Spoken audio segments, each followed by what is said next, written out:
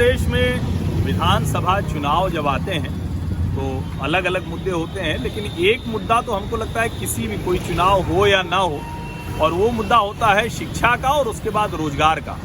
मैं क्योंकि अपने शहर प्रयागराज में हूँ और वैसे तो ये हमारी अपनी भी विधानसभा रही है, जब पहले यहाँ तक था तो यहीं मेरा वोट हुआ करता था। तो शहर उत्तरी विधानसभा, यहाँ इलाहाबाद विश्वविद्यालय है और इस शहर में 5 विश्वविद्यालय हैं। तो इस शहर में सबसे ज़्यादा छात्र होते हैं, बच्चे होते हैं जो पढ़ने के लिए आते हैं। अब सवाल ये है कि पढ़ाई करेंगे तो उसके बाद रोजगार मिलेगा, तब तो उनको पढ़ाई का कोई मतलब रहेगा। अभी एक बड़ा मुद्दा आता है कि रोजगार बड़ा कहीं कि संकट हो गया है, नई नौकरियां नहीं निकल रही। तो हमें कुछ लोग मिल गए हैं, ये लोग तो पढ़ाई कर रहे हैं और आप तो अध्यापक हैं, आप दोनों लोगों से हम बात करेंगे। तो सबसे पहले आप अपना नाम बताइए और कहाँ हैं ये? मेरा नाम गंगा प्रसाद पांडे है, मैं इंटर कॉलेज में विज्ञान का अध्यापक हूँ। अच्छा, चलिए तो अभी इन लोगों से बात करते हैं क्योंकि ये तो पढ़ाई कर रहे हैं तो ये ज़्यादा अच्छा बताएंगे। लेकिन आपसे एक सवाल कि ये जो कहा जा रहा है, आप लोग ये अध्यापक हैं तो बच्चे सबसे ज़्यादा आपके पास आते हैं, अभी क्या स्थिति है छात्रों में, इसको लेकर किस तरह की चीज़ें आपको सुनने को मिलती हैं और क्या सरकार जो काम कर रही है उसको आप लोग कैसे देखते हैं अध्यापक? निश्चित रूप से बेरोजगारी की समस्या तो है ही है, क्योंकि कॉम्पिटेंट ज़्यादा हैं, रिक्तियाँ कम निकलती हैं और उनके पूरे होने में एक लंबा समय लग जाता है। कभी कभी न्यायालय में भटक जाती हैं या प्रक्रिया इतनी लंबी हो जाती है कि प्रतियोगी छात्र जो हैं उनका धैर्य टूटने लगता है। लेकिन जो सबसे बड़ी बात है, इस गवर्नमेंट ने जो डिजिटल इंडिया की शुरुआत किया उसमें बड़ा ये लगता था कि ये कपोल कल्पित है, लेकिन आज वो धरातल पर दिख रहा है कि एक रिक्शा वाले का बच्चा भी चाहे तो कुछ प्रोफेसर से पढ़ सकता है, लेक्चर देख सकता है, जिससे अडानी के बच्चे, अंबानी के बच्चे पढ़ रहे होंगे या पढ़ रहे होंगे, या IIT, IIM, IISc के प्रोफेसर के वीडियो लेक्चर वो अपने घरों में बैठकर 1500 रुपये के रिलायंस फ़ोन पर उसको देख सकते हैं। अब ये कोई नहीं कह सकता है संसाधन आने आ रहा है, अगर बच्चे में प्रतिभा है तो निश्चित रूप से कहीं ना कहीं वो सफल होती है। अच्छा, आप तो इसी शहर के हैं, यही विधानसभा है आपकी, तो आपको इस विधानसभा के लिहाज से सरकार अभी चल रही है उसका काम कैसा दिखता है? क्या कुछ काम वाम हुआ है या नहीं हुआ है, और आपको क्या लगता है कि मतलब कोई बदलाव होगा या यही सरकार होगी? मुझे तो ऐसा लगता है कि जो भी काम हुआ है वो दिख रहा है। अगर कोई 5-6 साल पहले इलाहाबाद आया होगा और 5-6 साल बाद अगर आएगा तो उससे बदला सा शहर नज़र आएगा। बड़े बड़े चौराहे, लाइट्स, साफ़ सफाई की व्यवस्था भी काफ़ी अच्छी है। मुझे तो छोटा सा एक वो याद है कि मैं GT रोड से मेरे कॉलेज का जो लिंक रोड है, विगत 15 वर्षों में जब भी मैं वहाँ जाता था बनती थी सड़क और 1 साल में वो करीब 1 फीट गड्ढे उस पर हो जाएंगे। लेकिन पिछले 3 साल पहले जो सड़क वहाँ बनी है वो इतनी अच्छी बन गई है कि आज तक वैसे है, उसमें कहीं भी एक आपकी छोटा सा भी गड्ढा आप नहीं पाएंगे। तो जो काम हो रहा है गुणवत्तापरक हो रहा है, इसमें कोई दो राय नहीं है। और सरकार का जो विकास कार्य है वो दिख रहा है और जो नए हाईवेज बन रहे हैं, फ्रेट कॉरिडोर बन के तैयार हो गया है। नहीं, आप प्रयागराज की बात बताइए, आप दूसरी बड़ी योजनाओं की बात नहीं करें, हम शहर उत्तरी की बात कर रहे हैं, इसके लिहाज से आपने प्रयागराज का जो सबसे बड़ा गौरव हुआ है, मैं तो समझता हूँ यहाँ भरद्वाज आश्रम हम लोग बचपन से आते रहे, दिखता ही नहीं था, गली में छोटा सा एक मंदिर था और भरद्वाज क्या थे और आश्रम क्या है इसका बोध ही नहीं होता। लेकिन अब जब हम बालसन चौराहे से कोई यहाँ से गुजरेगा तो उनकी आभा, उनकी जो महर्षि भरद्वाज ऋषि का जो भव्य चित्र यहाँ लगाया गया वो ऊंची मूर्ति लगी है, उनके यश का गान कर रही है। और कहीं भी आप किसी चौराहे पे देख लें, कहीं भी देख लें, निश्चित रूप से विकास या समृद्धि आपको नजर आती है। ये एक गौरव बोध जो भारतीय जनता पार्टी इसको लेकर भी बहुत ज़्यादा हमेशा वो पिचिंग करती है कि हम भारत की संस्कृति सभ्यता, लेकिन गौरव बोध तो अपनी जगह है। आप बताइए, आप तो तैयारी कर रहे हैं, तो आपका नाम क्या है, कौन सी तैयारी कर रहे हैं और इस सरकार से आपको क्या लग रहा है? सरकार ठीक है, चूँकि यहाँ पर योगी आदित्यनाथ हैं, केंद्र में नरेंद्र मोदी हैं, तो सरकार ठीक है या नहीं ठीक है, क्या कुछ आप सोचते हैं? मैं सुभाष जायसवाल, स्नातक हिंदी से छात्र हूँ इलाहाबाद विश्वविद्यालय और JRF की तैयारी कर रहा हूँ पिछले 1 साल से। और सब मुद्दे तो सारे छोटे पड़ जाते हैं हम लोगों के सामने, जब शिक्षा और रोजगार का मुद्दा आ जाता है तो हम लोग बात करेंगे। पिछले 3 साल 4 साल जो बीते हैं सरकार के, उसमें हम लोगों को बहुत कम हो सके। भर्तियाँ आई हैं, रद्द हो जाती हैं, पेपर कराए जाते हैं, लीक हो जाते हैं, कहीं ना कहीं से कुछ ना कुछ दिक्कतें आ ही जाती। एक चीज़ जो मुझे भी ध्यान में है कि इसको आप दुरुस्त कीजिएगा अगर गड़बड़ हो तो। मुझे ये ध्यान में है कि पहले जो नियुक्तियाँ होती थी उसमें बहुत ज़्यादा मुश्किल होती थी, निकल जाती थी, पेपर सारी चीज़ें होती थी, न्यायालय चले जाते थे। अभी इस सरकार में जो योगी आदित्यनाथ के इस कार्यकाल में रहा उसमें बहुत ठीक है। और लोक सेवा आयोग जो भ्रष्टाचार का अड्डा हुआ करता था, बहुत आरोप लगे थे उसमें बहुत ठीक हुआ है। आप लोग कैसे देखते हैं? हाँ, लोक सेवा आयोग में जो भर्ती आ रही है सही इस समय कंटिन्यू बनी हुई है।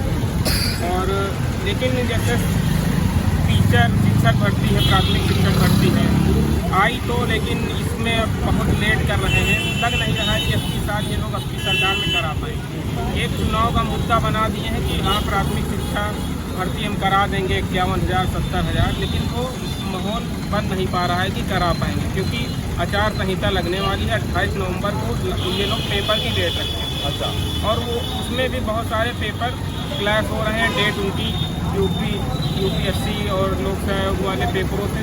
इससे नहीं लग रहा है कि करा पाएंगे, क्योंकि छात्रों के लिए तो सबसे बड़ा मुद्दा यही है कि रोजगार ही है।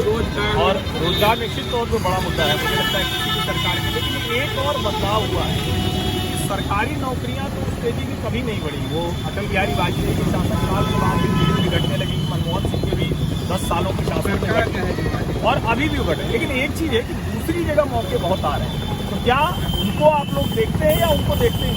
नहीं, देखते हैं। दूसरी जगह जैसे प्राइवेट सेक्टर में मौके आए हैं, जैसे स्किल इंडिया से बहुत लोगों को लाभ मिला है। कंप्यूटर शिक्षा जो डिजिटल इंडिया को बढ़ावा दिया गया है, उससे लोगों को लाभ मिला है, नए रोजगार के अवसर मिले हैं।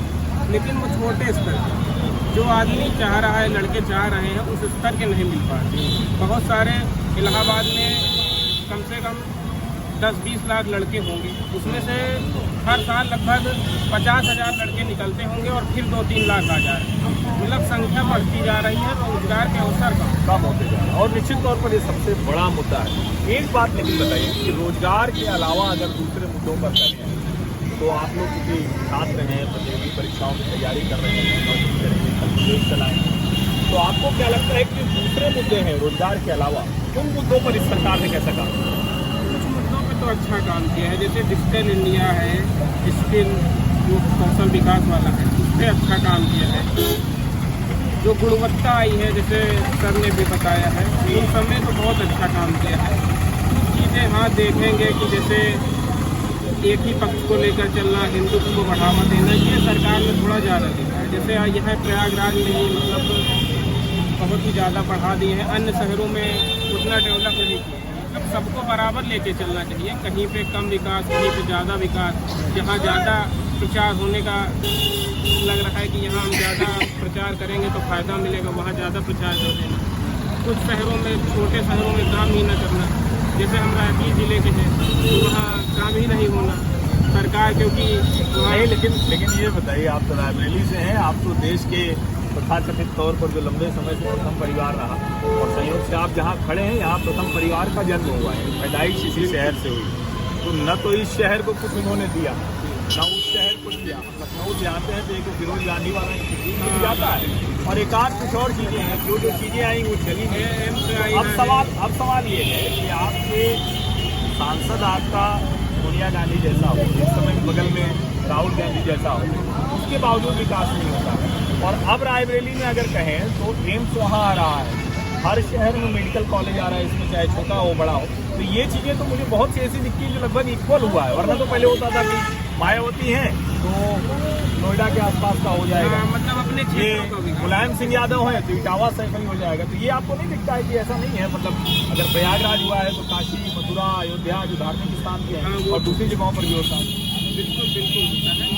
और कांग्रेस रायबरेली में किया है, करना तो बहुत कुछ चाहिए था, जहाँ से इंदिरा गांधी से लड़ी है और सोनिया गांधी, और आगे आने वाले समय में शायद प्रियंका गांधी को भी मौका मिलेगा रायबरेली से। अमेठी भी बहुत पिछड़ा इलाका है, राहुल गांधी उस स्तर का काम नहीं कर पाए, इसीलिए उनको हार भी सामना करना पड़ा। और सोनिया गांधी भी नहीं करेंगे तो उनको भी हार का सामना करना पड़ेगा। और विधायकों की बात करें तो विधायक तो रायबरेली में लगभग 5 के 5 बीजेपी के, इसीलिए उनको वोट नहीं मिला। तो काम 2019 के उसके पहले काम अच्छा नहीं किए तो उस स्तर पर वोट नहीं मिला, और वोट परसेंटेज सोनिया गांधी का भ्रष्टाचार है। एक बात बताइए, एक जो कहें कि ये बड़ा महत्वपूर्ण सवाल हो जाता है, बहुत सी मुश्किलें हैं, बहुत कुछ ठीक भी हुआ है, लेकिन आप लोग पढ़ाई लिखाई कर रहे हैं, सब चीज़ों से जानकारी रखते हैं, सब चीज़ों से अपडेट रहते हैं।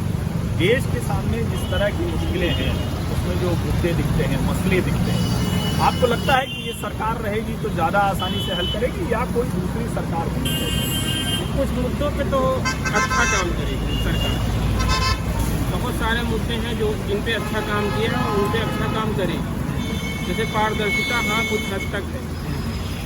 370 वाला जो मैटर है उसमें भी बहुत अच्छा काम किया है और बहुत सारे अच्छे काम किए हैं, लेकिन सारे अच्छे काम करेंगी ये तो ना हम कह सकते हैं ना कोई कह सकेगा कि कोई सरकार आएगी वो सबसे अच्छा काम